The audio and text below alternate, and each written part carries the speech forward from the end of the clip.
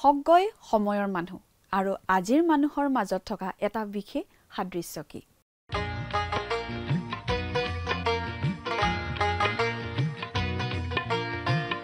আজিৰে পবিত্ৰ ক্ষণতে উজলি উঠা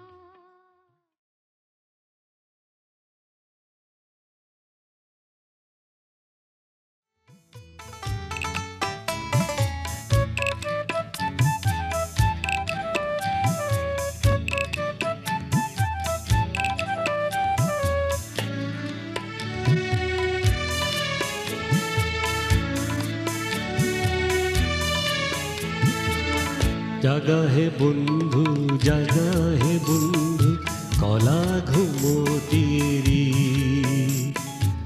শুই থাকোঁতেই বেলি লহিয়াই আৰু নকৰা দেৰি জাগা হে বন্ধু কলা ঘুমতিৰি শুই থাকোঁতেই বেলি লহিয়াই আৰু নকৰা দেৰি পুনাহে আজি শুভ বাতৰি হৃদয় শান্ত কৰা সৰগৰ দুৱাৰ হ'ল মুকলি দুনয়ন ভৰি চোৱা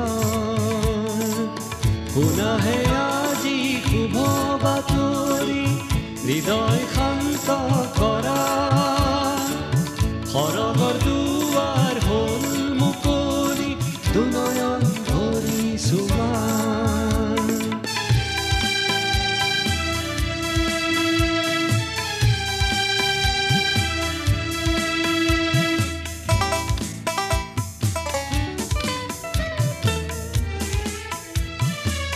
যিশুৱে মাতে আহা কাষৰে ভয় শংকা এৰি অনন্ত জীৱন আছে তেওঁতে আহা সবে আজি ধৰি যিশুৱে মাতে আহা কাষলে ভয় শংকা এৰি অনন্ত জীৱন আছে তেওঁতে আহা সবে আজি ধৰি যিশুতে পাবা সুখৰ আধাৰ পাপ অপৰাধ ক্ষমা তোমাৰ জীৱন আৰু প্ৰাণ মন তেওঁতে অৰ্পণ কৰা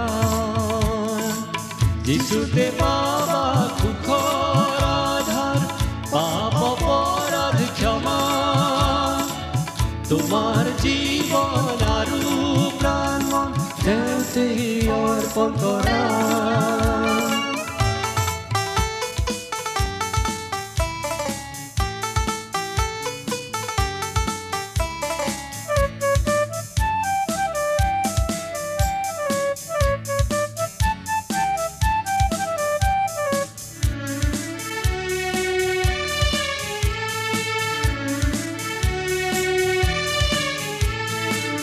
যিশুৱে মাতে আহা কাষৰে ভয় শংকা এৰি অনন্ত জীৱন আছে তেওঁতে আহা সবে আজি ধৰি যিশুৱে মাতে আহা কাষৰে ভয় শংকা এৰি অনন্ত জীৱন আছে তেওঁতে আহা সবে আজি ধৰি যিশুতে পাবা সুখৰ আধাৰ পাপ অপৰাধ ক্ষমা তোমাৰ জীৱন আৰু প্ৰাণ মন তেওঁতে অৰ্পণ কৰা যিশুতে পাবা সুখৰ আধাৰ পাপ অপৰাধ ক্ষমা তোমাৰ জীৱন আৰু প্ৰাণ মন তেওঁতে অৰ্পণ কৰা জাগা হে বন্ধু কলা ঘুমতিৰি শুই থাকোঁতেই বেলি লহিয়াই আৰু নকৰা দেৰি জাগা হে বন্ধু একা হে বন্ধু কলা ঘুমতিৰি শুই থাকোঁতেই বেলি লহিয়াই আৰু নকৰা দেৰি আৰু নকৰা দেৰি আৰু নকৰা দেৰি। নমস্কাৰ, আমাৰ ভক্তিবচন অনুষ্ঠানলৈ আপোনাক স্বাগতম জনাইছোঁ। খ্ৰীষ্টীয় বিশ্বাসী লোকসকলৰ বাবে বিশেষভাৱে প্ৰস্তুত কৰা এই ভক্তিবচন অনুষ্ঠানটো হৈছে বাইবেল অধ্যয়নৰ ধাৰাবাহিক অসমীয়া অনুষ্ঠান। মাজে মাজে পুৰণি নিয়মৰ পৰা আৰু মাজে মাজে নতুন নিয়মৰ পৰা একোখন পুস্তক অধ্যয়নৰ বাবে লৈ বাইবেলৰ গোটেই ৬৬খন পুস্তকৰে ইয়াত অধ্যয়ন কৰা হ'ব।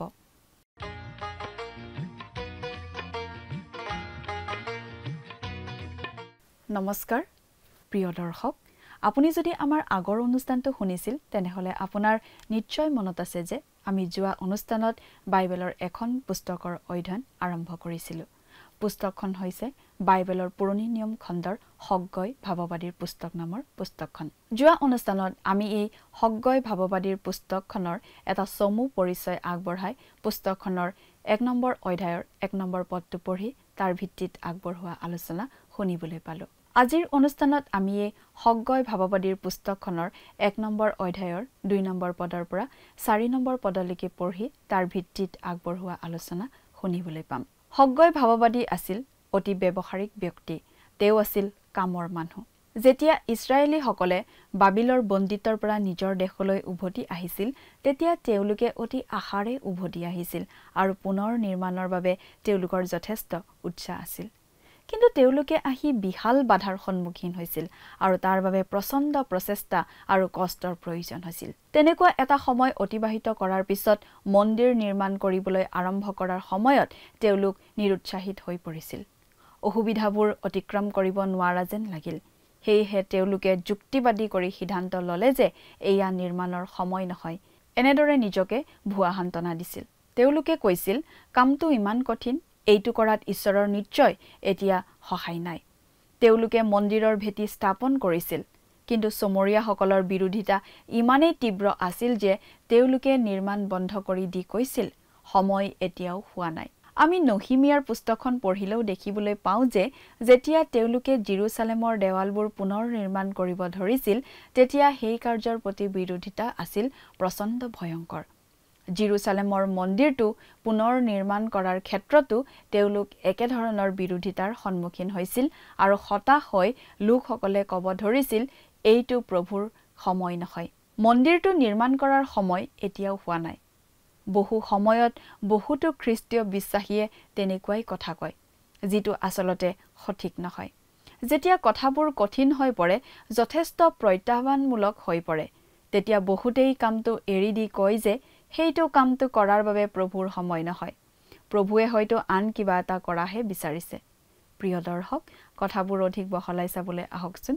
এতিয়া আমি মূল আলোচনাটোৰ মাজলৈ আগবাঢ়ি যাওঁ। প্ৰিয় শ্ৰোতা, ইছৰাইলীয় লোকসকল বাবিলনীয়া বন্দীত্বৰ পৰা মুকলি হৈ অহাৰ পাছত জেৰুচালেম নগৰখন আৰু জেৰুচালেমৰ মন্দিৰটো পুনৰ নিৰ্মাণ কৰিবলৈ লওঁতে বিৰোধীবিলাকৰ পৰা প্ৰচণ্ড বাধাৰ সন্মুখীন হৈছিল। আৰু তেনেকুৱা সময়তে সগয় ভাৱবাদীৰ যোগেদি ঈশ্বৰৰ বাৰ্তা তেওঁলোকলৈ আহিছিল। আহক এতিয়া আমি বাইবেলৰ পৰা পাঠ কৰি দিম। সগয় ১ নম্বৰ অধ্যায়ৰ ২ নম্বৰ পদটো পঢ়ি দিছোঁ প্ৰথমতে। যদিহে লগত বাইবেল আছে অনুগ্ৰহ কৰি চাই যাব, আৰু যদিহে লগত বাইবেল নাই অনুগ্ৰহ কৰি মন দি শুনিব। পাঠ কৰি দিম ১ নম্বৰ অধ্যায়ৰ ২ নম্বৰ পদ।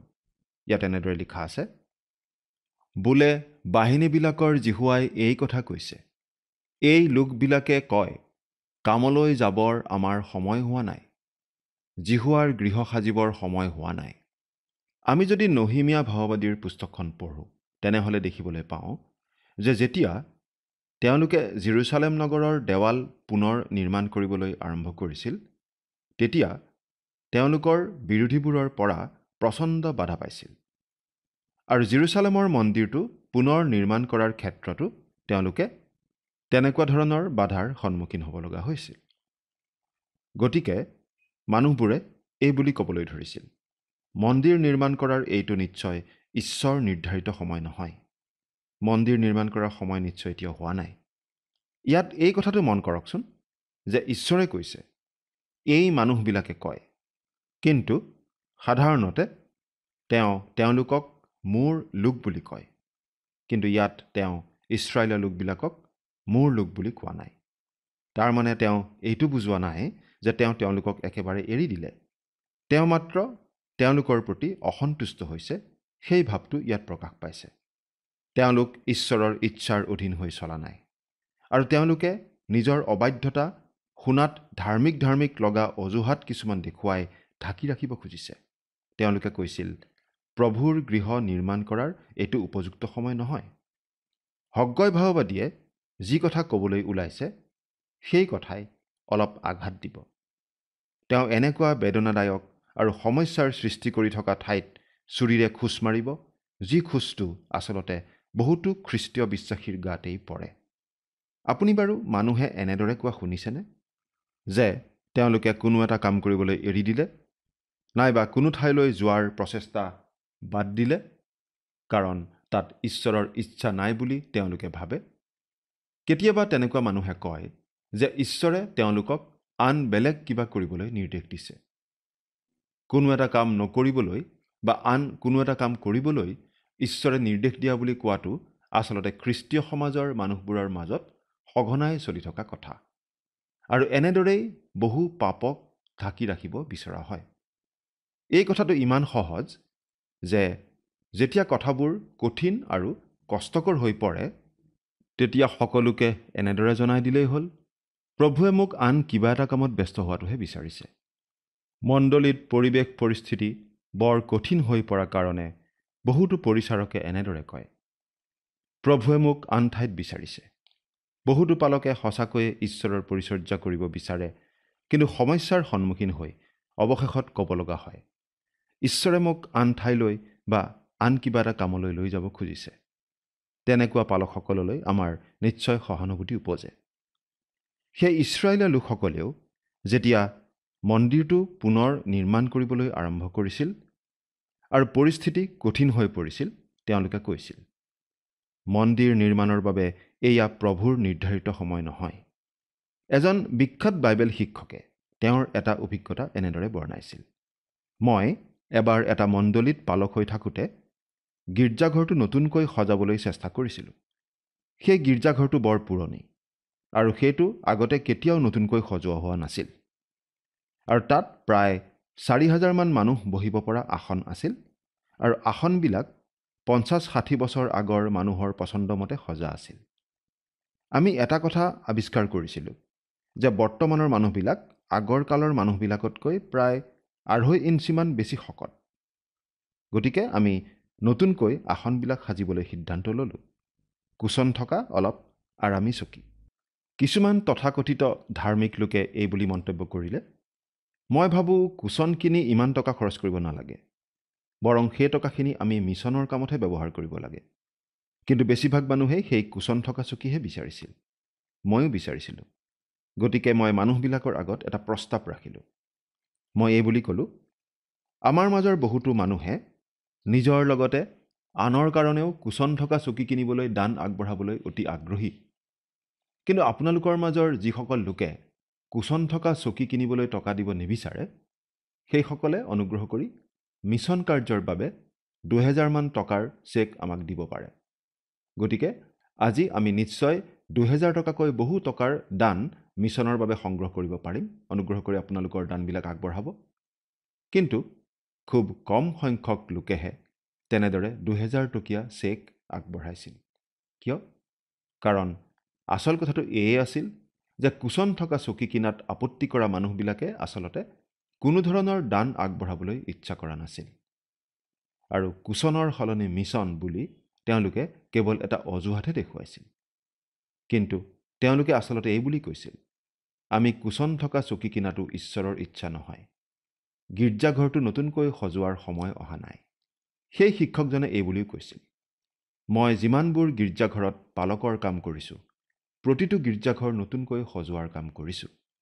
মই কোনো গীৰ্জাঘৰ অৱশ্যে নতুনকৈ নিৰ্মাণ কৰা নাই, কিন্তু পুৰণি গীৰ্জাঘৰ কিছুমানহে নতুন ৰূপত গঢ়িছোঁ। আৰু মই সদায় একেধৰণৰ সমস্যাৰেই সন্মুখীন হৈ আহিছোঁ। প্ৰতিটো গীৰ্জাঘৰতেই এদল মানুহ থাকে, ঈশ্বৰক ধন্যবাদ যে সৰু দল একোটা থাকে আৰু সেই সৰু দলটোৱে একো কামেই কৰিব নিবিচাৰে।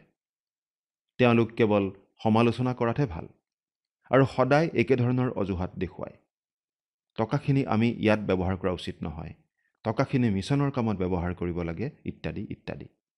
কিন্তু তেনেদৰে কোৱাৰ পাছত তেওঁলোকে মিছনৰ অৰ্থে দান দিয়া উচিত আছিল, কিন্তু তেওঁলোকে মিছনৰ বাবেও দান আচলতে নিদিয়ে। হগ্গয়ে যিসকল লোকৰ আগত কথা কৈছিল সেই লোকসকলেও একেধৰণেই কথাখিনি কৈছিল। হগ্গয়ে কিন্তু মানুহবিলাকৰ বেণ্ডেজ খুলি আচল গেলা ঘাঁহ উদঙাই দিছে আৰু তেনে ঘাঁহ সঁচাকৈ বিষায়। এতিয়া আমি হগ্গয়ে দিয়া প্ৰথমটো বক্তৃতা পাম। এইটো তেওঁ 520 খ্ৰীষ্টপূৰ্বৰ 1 ছেপ্টেম্বৰ তাৰিখে দিছিল। আমি মন কৰিব লাগে যে হগ্গয়ে ঈশ্বৰৰ বাক্যহে দিছিল। 3 আৰু 4 নম্বৰ পদ পাঠ কৰি দিছোঁ। তেতিয়া হগ্গয় ভাৱবাদীৰ দ্বাৰাই জিহুৱাৰ বাক্য উপস্থিত হ'ল, বোলে এই গৃহটি উচ্ছন্ন হৈ পৰি থকা স্থলত তোমালোক নিজে ওপৰত কাঠ লগোৱা নিজ নিজ ঘৰত এতিয়া বাস কৰিবৰ সময় নে? এই যি লোকসকলে কৈ আহিছিল যে সেইটো ঈশ্বৰৰ গৃহ নিৰ্মাণ কৰাৰ সময় নহয়, তেওঁলোকে সকলোৱে কিন্তু নিজৰ নিজৰ ঘৰ সাজিছিল, যেন নিজৰ ঘৰ সজাৰ সময় ঠিকেই আছিল। আৰু ঈশ্বৰে এইটো আঙুলিয়াই দিছে যে তেওঁলোকৰ ঘৰবোৰ আছিল ওপৰত কাঠ লগোৱা ঘৰ, অৰ্থাৎ খুব সুন্দৰভাৱে চিলিং দিয়া ঘৰ, বিলাসী ঘৰ। আৰু 15 বছৰ ধৰি তেওঁলোকে নিজৰ বিলাসী ঘৰ সাজোতে ঈশ্বৰৰ গৃহটি জৰাজীৰ্ণ হৈ পৰি আছিল। এইটো আচৰিত যেন লাগিলেও আমি এটা কথা দেখিবলৈ পাওঁ যে বহুতো মানুহে কিছুমান পৰিচৰ্যাকাৰীক এই বুলি কয়, মই ভাবোঁ এইটো ঈশ্বৰৰ ইচ্ছা যে মই যাতে আপোনাৰ পৰিচৰ্যাত সহায় কৰোঁ। কিন্তু যেতিয়া পৰিস্থিতি অলপ কঠিন হয় তেতিয়া কয়, এই সময়ত মই আপোনাক সহায় কৰাটো ঈশ্বৰৰ ইচ্ছা নহয় যেন লাগে। অৰ্থাৎ যেতিয়া পৰিস্থিতি কঠিন হয় তেতিয়া মানুহে ভাবে তেওঁলোকৰ সিদ্ধান্তটো ঈশ্বৰৰ ইচ্ছা অনুসাৰে হোৱা নাই বুলি। কিন্তু যেতিয়া তেওঁলোকৰ কিবা স্বাৰ্থ থাকে, কিবা লাভ হোৱা যেন ভাবে, তেতিয়া প্ৰায়েই তেওঁলোকে কামটো কৰিবলৈ আগবাঢ়ি যায়, নহয়নে বাৰু? বেছিভাগ মানুহেই তেনেকুৱা। আমি সদায় সেই কামেই কৰিব বিচাৰোঁ যিটো কামৰ দ্বাৰা আমাৰ লাভ হয়, নহয়নে বাৰু? হগ্গয় ভাৱবাদীৰ সময়ত মানুহবিলাকে ইমান সুন্দৰ সুন্দৰ ঘৰ কেনেকৈ সাজিব পাৰিছিল? তেওঁলোকে নিশ্চয় সমস্যাৰ সন্মুখীন হৈছিল। কিন্তু সেই একেধৰণৰ সমস্যা অতিক্ৰম কৰি তেওঁলোকে ঈশ্বৰৰ গৃহ সাজিব খোজা নাছিল। তেওঁলোকে টুলুঙা যুক্তি দিছিল এই বুলি, এই সময় ঈশ্বৰ নিৰ্ধাৰিত সময় নহয়। প্ৰিয় শ্ৰোতা, ঈশ্বৰৰ হৈ কাম নকৰাৰ অজুহাত মানুহবোৰে সদায় দেখুৱাই থাকে। কিন্তু তেনে অজুহাত দেখুওৱা মানুহবোৰে ঈশ্বৰৰ ইচ্ছা সম্বন্ধেনো কি জানে? সন্মুখত সমস্যা আছে বাবেই আৰু নিজৰ কিবা লোকচান হোৱাৰ সম্ভাৱনা আছে বাবেই আমি ক'ব পাৰোঁনে কোনো এটা কামত ঈশ্বৰৰ ইচ্ছা নাই বুলি, কোনো এটা কাম কৰিবলৈ সেইটো ঈশ্বৰৰ সময় নহয় বুলি? কিন্তু ঈশ্বৰৰ ইচ্ছা নিৰ্ধাৰণ কৰাৰ সেইটো পদ্ধতি নহয়। কেতিয়াবা ঈশ্বৰৰ ইচ্ছা অতি খহটা ধৰণৰো হ'ব পাৰে। আমি যদি ঈশ্বৰৰ প্ৰিয়পাত্ৰ অতীতৰ কিছুমান সাধুৰ কাহিনী পঢ়োঁ তেনেহ'লে বুজি পাম যে ঈশ্বৰৰ ইচ্ছাটো সদায় মসৃণ পথ নহয়। কেতিয়াবা কঠিন পথো হ'ব পাৰে, খহটা পথো হ'ব পাৰে, উখুৰা মুখুৰা পথো হ'ব পাৰে। মই এই কাম কৰাটো ঈশ্বৰৰ ইচ্ছা নহয় বুলি কোৱা মানুহক আব্ৰাহামে বাৰু কি ক'লেহেঁতেন? আব্ৰাহাম কলদিয়াবিলাকৰ ঠাই উৰত বাস কৰি আছিল। ইছৰাইলীয়াসকলৰ আদিপিতৃ এই আব্ৰাহাম নিঃসন্দেহে এজন ভাল ব্যৱসায়ী আছিল। সেই সময়ৰ অতি আগবঢ়া আৰু সভ্য নগৰ উৰত তেওঁৰ খুব ভাল ব্যৱসায় আছিল। সেই নগৰ আছিল বিলাসৰ নগৰ।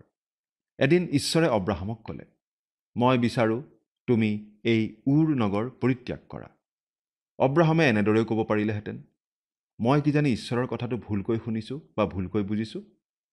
তেওঁ মোক এই ঠাই এৰি যোৱাটো কিজানি বিচৰা নাই। ইয়াত জীৱন অতি সহজ, গতিকে মই এই নগৰ এৰি যোৱাটো নিশ্চয় ঈশ্বৰৰ ইচ্ছা নহয়। তেওঁ এইবুলি হয়তো ক'ব পাৰিলেহেঁতেন। আজি বিভিন্ন মিছন ক্ষেত্ৰত হাজাৰ হাজাৰ মিছনেৰীয়ে অশেষ স্বাৰ্থ ত্যাগ কৰি কাম কৰি আছে। কিয়? কাৰণ তেওঁলোকে মিছন ক্ষেত্ৰত তেনেদৰে কাম কৰাটো ঈশ্বৰৰ ইচ্ছা বুলি জানে। প্ৰিয় শ্ৰোতা, আমি বাৰু কিমানে মিছন ক্ষেত্ৰলৈ যাবলৈ ইচ্ছা কৰিম? আজি যে কিমান মণ্ডলীৰ সভ্যসভ্যাই নানা ধৰণৰ সামাজিক কাৰ্যসূচী আয়োজন কৰাত অতিপাত ব্যস্ত হৈ আছে, যিবোৰ কামত আচলতে কোনো স্বাৰ্থত্যাগ নাই, কিন্তু বিভিন্ন বাধাৰ বিৰুদ্ধে থিয় দি প্ৰকৃত অৰ্থত ঈশ্বৰৰ বাক্য বিলোৱা হোৱা নাই। প্ৰিয় শ্ৰোতা, এই কথা মন কৰক যে হগ্গই ভাৱবাদীয়ে ইয়াত পৰিষ্কাৰ কৰি দিছে যে এইবোৰ তেওঁৰ নিজৰ কথা নহয়, ঈশ্বৰৰ বাক্যহে। কেতিয়াবা আমি কোনো দুখীয়া অঞ্চলত সুন্দৰ গীৰ্জাঘৰ এটা দেখিলে অভিযোগ কৰিবৰ মন যায় যে সেইটো ঠিক কথা নহয়। অৱশ্যে মানুহৰ দাৰিদ্ৰৰ প্ৰতি অৱহেলা কৰাটো নিশ্চয় উচিত কথা নহয়, কিন্তু সেই বুলি গীৰ্জাঘৰ এটা জৰাজীৰ্ণ অৱস্থাত থকাটো আমি ভাল নেদেখোঁ। বহুতো মানুহে গীৰ্জাঘৰটোৰ শোচনীয় অৱস্থাৰ কাৰণ হিচাপে এই বুলি অজুহাত দেখুৱায় যে সকলো ধন মিছনৰ কামত ব্যৱহৃত কৰা হৈছে। এবাৰ এজন ডিকনে তেওঁলোকৰ গীৰ্জাঘৰটোত কাৰ্পেট নথকাৰ কাৰণ এই বুলি কৈছিল যে সকলো টকা তেওঁলোকে মিছনত খৰচ কৰে। কিন্তু সেই ডিকনজনৰ ঘৰটো একেবাৰে ৰজাৰ প্ৰাসাদৰ নিচিনা সুন্দৰ। অৰ্থাৎ মানুহে মিছনৰ নামত ধন খৰচ কৰিব লাগে বুলি কৈ গীৰ্জাঘৰটো জৰাজীৰ্ণ অৱস্থাতেই ৰাখিবলৈ ভাল পায়, কিন্তু নিজৰ ঘৰটো সজোৱাত ঠিকেই খৰচ কৰে, নহয়নে বাৰু? কিন্তু অলপ ধন গীৰ্জাঘৰটো সজোৱাত নিশ্চয় ব্যৱহাৰ কৰিব পাৰে। প্ৰিয় শ্ৰোতা, আপোনাক এটা প্ৰশ্ন সুধিব খুজিছোঁ। আপুনি বাৰু নিজৰ কামত কিমান ধন খৰচ কৰি আছে আৰু ঈশ্বৰৰ নামত কিমান খৰচ কৰে? এই প্ৰশ্নটো আচলতে আমি প্ৰত্যেকেই নিজক কৰি চাব লাগে। এজন মানুহে এবাৰ এজন বাইবেল শিক্ষকক এখন দামী হোটেলত আহাৰ খুৱাবলৈ নিছিল। আহাৰ খোৱা হোৱাৰ পাছত তেওঁ হোটেলৰ সেই ৱেইটাৰজনক টিপছ হিচাপে টকা 10টা দিছিল। তাৰ পাছত তেওঁলোক গীৰ্জালৈ গৈছিল। গীৰ্জাত যেতিয়া দান সংগ্ৰহ কৰা হৈছিল তেতিয়া সেই মানুহজনে দান হিচাপে আগবঢ়াইছিল মাত্ৰ টকা 5টা। অৰ্থাৎ হোটেলৰ ৱেইটাৰজনক টিপছ হিচাপে যিমান দিছিল তাতকৈও কম দান তেওঁ ঈশ্বৰলৈ আগবঢ়াইছিল। তেতিয়া সেই শিক্ষকজনে মনে মনে ভাবিলে, এওঁ দেখোন ঈশ্বৰক আনকি টিপছ হিচাপেও একো দিয়া নাই। প্ৰিয় শ্ৰোতা, এই কথাবোৰ আমাৰ দৈনন্দিন জীৱনৰ সৈতে জড়িত কথা। ইছৰাইলৰ মানুহবোৰে কৈ আছিল, ঈশ্বৰৰ গৃহ নিৰ্মাণ কৰাৰ এতিয়াও উপযুক্ত সময় হোৱা নাই। কিন্তু ঈশ্বৰে কৈছে, তেনেহ'লে তোমালোকৰ নিজৰ নিজৰ ঘৰবোৰ নিৰ্মাণ কৰাৰ সময় কিয় হৈছে? আজি আচলতে খ্ৰীষ্টীয় বিশ্বাসীসকলৰ মাজতো আমি এনেধৰণৰ দুতলীয়া মনোভাৱ দেখি থাকোঁ। মানুহবিলাকে যথেষ্ট গৰ্ব কৰি কয় যে তেওঁলোকে ঈশ্বৰৰ কাৰণে বহু কিবা কিবি কৰিছে, কিন্তু যিখিনি কৰিছে তাতকৈ কিজানি 1000 গুণ বঢ়াই বঢ়াই তেওঁলোকে ক'ব খোজে। আমি আগতেও কৈছোঁ যে হগ্গই ভাৱবাদীয়ে যিখিনি কথা ক'ব সেই কথাখিনিয়ে আমাক খোজ মাৰি মাৰি দিব। তেওঁ কেতিয়াও জনপ্ৰিয়তাৰ প্ৰতিযোগিতাত জিকিব নোৱাৰে। তেওঁ এটা এলাৰ্ম ঘড়ীৰ নিচিনা। এলাৰ্ম ঘড়ীটো আচলতে মানুহৰ বাবে বেছি জনপ্ৰিয় নহয়, যদিও এইটো মানুহৰ বাবে অতি প্ৰয়োজনীয় বস্তু, কিন্তু মানুহৰ বাবে প্ৰিয় বস্তু নহয়। এটা ভাল মধুৰ টোপনিৰ পৰা কোনোবাই জগাই দিয়াটো আমি নিশ্চয় ভাল নাপাওঁ। আমাৰ কেঁচা টোপনি ভাঙি দিয়া লোক এজনক আমি এজন অপৰাধীৰ দৰে কাৰাগাৰত ভৰাই থ'বলৈহে মন যায়। টোপনি ভাঙি দিয়াজনক আমি পুৰস্কাৰ দিব নিশ্চয় নোখোজোঁ। আজিকালি অৱশ্যে খুব ধুনীয়া ধুনীয়া শব্দ কৰা এলাৰ্ম ঘড়ীবিলাকো বনোৱা হৈছে, তথাপি সেইবোৰ এলাৰ্ম ঘড়ীয়েই। আজি মানুহবিলাকে সুখে সন্তোষে লাহ বিলাহ আৰু আৰামত শান্তিৰে থাকি ভাল পায়। আজি আমি এনেকুৱা এটা অৱস্থা পাইছোঁ যে কোনোবাই কিবা আমনি কৰিলে আমাৰ একেবাৰে খং উঠি যায়। কোনোবাই কিবা সাৱধানবাণী শুনালে, হুইচেল বজালে বা চাইৰেন বজালে আমাৰ ভাল নালাগে। এখন ঠাইত আনকি গীৰ্জাঘৰত ঘণ্টা বজোৱাটো নিষেধ কৰা হৈছিল, কাৰণ দেওবাৰে ৰাতিপুৱা ওচৰ পাজৰৰ মানুহৰ কেঁচা টোপনিত ব্যাঘাত জন্মিব পাৰে। কোনো কোনো ঠাইত বিকট শব্দ কৰি চলা গাড়ী, মটৰচাইকেল আদি চলালে আনকি পুলিচে গ্ৰেপ্তাৰ কৰিব পাৰে, কাৰণ সেই শব্দৰ দ্বাৰা মানুহৰ শান্তিভংগ হ'ব।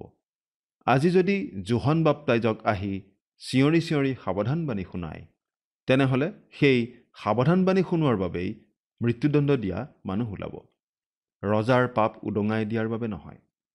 প্ৰিয় শ্ৰোতা, সেইবাবেই ঈশ্বৰৰ ভাৱবাদীসকল কেতিয়াও জনপ্ৰিয় নহয়। ভাৱবাদীসকলক সমাজত উচ্চ আসন দিয়া হোৱা নাছিল, বৰং বেছিভাগ ভাৱবাদীকেই শিল দলিয়াই বধ কৰাহে হৈছিল। কিন্তু হগ্গই ভাৱবাদী আছিল এটা এলাৰ্ম ঘড়ীৰ নিচিনা। তেওঁ আমাক টোপনিৰ পৰা জগাই দিয়ে। তেওঁ আমাক আমনি কৰে আৰু সেইটো আমি ভাল নাপাওঁ। হকগয় ভাওবাদীৰ দিনৰ মানুহবিলাকেও সেইটো ভাল পোৱা নাছিল। মানুহবিলাক বাবিলনীয়া বন্দীত্বৰ পৰা মুকলি হৈ আহিছিলহে মাত্ৰ। গতিকে এনেকুৱা এটা বাৰ্তা তেওঁলোকে শুনিব বিচৰা নাছিল। এনেকুৱা আমনিদায়ক বাৰ্তা তেওঁলোকে শুনিব খোজা নাছিল। মুঠতে হকগয় ভাওবাদীয়ে বৰ কঠিন কাম এটা কৰিব লগা হৈছিল। তেওঁ যেন দুটা গুণা মহৰ মাজতে থিয় দি আছিল। তথাপি তেওঁ মানুহবিলাকক ঈশ্বৰৰ হকে কিবা কৰিবৰ বাবে টোপনিৰ পৰা সাৰ পুৱাই দিব বিচাৰিছিল। আৰু তেওঁৰ পদ্ধতিটো যদিও অভিনৱ নাছিল, তথাপি অলপ আচহুৱা ধৰণৰ আছিল।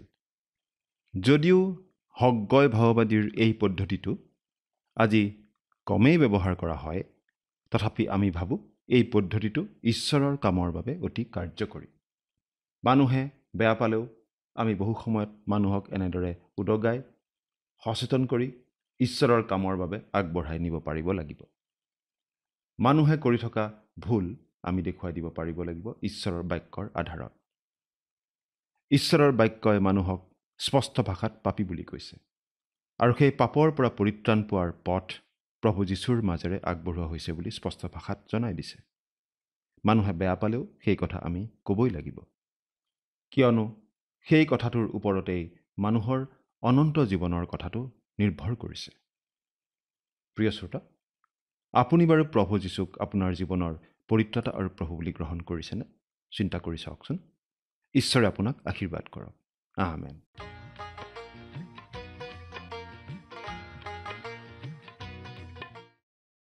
প্ৰভুৰ ঘৰ অৰ্থাৎ জিৰচালেমৰ মন্দিৰটো নিৰ্মাণ কৰাৰ সময় হোৱা নাই বুলি কোৱা সেই যিহুদী লোকসকলৰ সকলোৱে কিন্তু নিজৰ নিজৰ ঘৰবোৰ ঠিকেই সাজিছিল। অৰ্থাৎ নিজৰ নিজৰ ঘৰবোৰ সজাৰ সময় ঠিকেই হৈছিল বুলি ভাবিছিল। তেওঁলোকৰ ঘৰবোৰ অতি সুন্দৰকৈ আকৰ্ষণীয়কৈ তেওঁলোকে সাজি লৈছিল।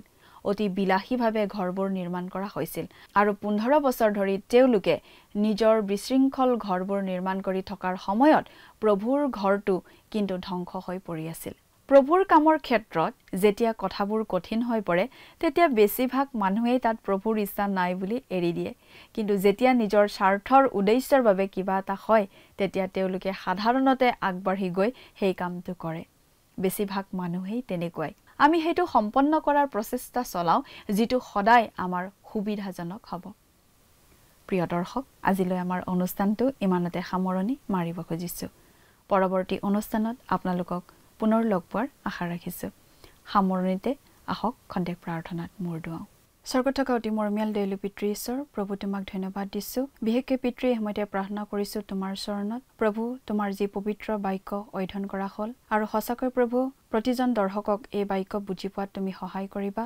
আৰু বিশেষকৈ প্ৰভু তোমাৰ বাক্যৰ অবাধ্য হ'লে যে আমাৰ জীৱনলৈ প্ৰভু যিবিলাক শাস্তি প্ৰভু আহিবলগীয়া, সেই সকলোৰ বিষয়ে তেওঁলোকে যাতে জানিব পাৰিব আৰু সেয়েহে প্ৰভু তেওঁলোকে সময় থাকোঁতে নিজকে শুধৰণি কৰি সত্য আৰু শুদ্ধ ৰূপে যাতে প্ৰতিষ্ঠিত কৰি তুলিব পাৰিব, তেনে আশীৰ্বাদ প্ৰভু তেওঁলোকৰ জীৱনত তুমি দান কৰিবা। এই সকলো যাচনা মহান ত্ৰাণকৰ্তা প্ৰভু যীশুখ্ৰীষ্টৰ নামত অৰ্পণ কৰিছোঁ। আমেন। প্ৰিয় দৰ্শক, যোৱা অনুষ্ঠানৰ প্ৰশ্নটোৰ শুদ্ধ উত্তৰটো হৈছে অপশ্যন এ 5টা। কলডিয়া জাতি কোনটো ঠাইৰ লোক আছিল? Option A Haran, option B Ur, option C Shinar, option D Shechem. প্ৰিয় দৰ্শক, আজিৰ প্ৰশ্নৰ সঠিক উত্তৰটো আজি সন্ধিয়া 6 বজাৰ আগেয়ে আপোনাৰ নাম আৰু সম্পূৰ্ণ ঠিকনাৰে সৈতে আমালৈ 7429840242 নম্বৰত SMS নাইবা হোৱাটছআপ যোগে প্ৰেৰণ কৰক। প্ৰিয় দৰ্শক, আপুনি যদি আমাৰ এই অনুষ্ঠানৰ যোগেদি আশীৰ্বাদপ্ৰাপ্ত হৈছে আৰু আমাৰ লগত কথা পাতিবলৈ বিচাৰিছে বা আপোনাক প্ৰাৰ্থনাৰ সহায়ো পৰামৰ্শ লাগে, তেন্তে আমালৈ 7429840242 এই নম্বৰত পোনপটীয়াকৈ ফোন কৰিব পাৰিব। ধন্যবাদ।